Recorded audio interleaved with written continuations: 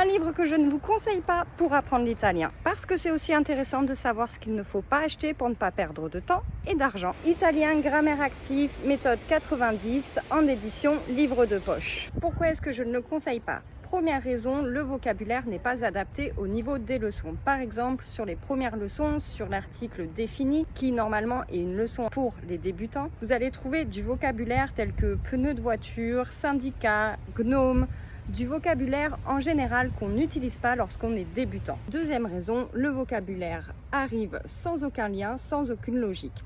Par exemple, dans un exercice, vous allez avoir une phrase « Je dois te rendre le livre que tu m'as prêté ». La deuxième phrase sera « Il est inutile d'aller en montagne, je me suis cassé la jambe droite ». Il n'y a donc aucun lien, aucun contexte qui va vous aider à retenir le vocabulaire. Troisième raison, il y a plus de français dans ce livre que d'italien, ce qui peut être rassurant lorsqu'on est débutant. Au fil des leçons, ça va vous empêcher de vous immerger dans la langue et ça va mélanger l'italien et le français dans votre tête.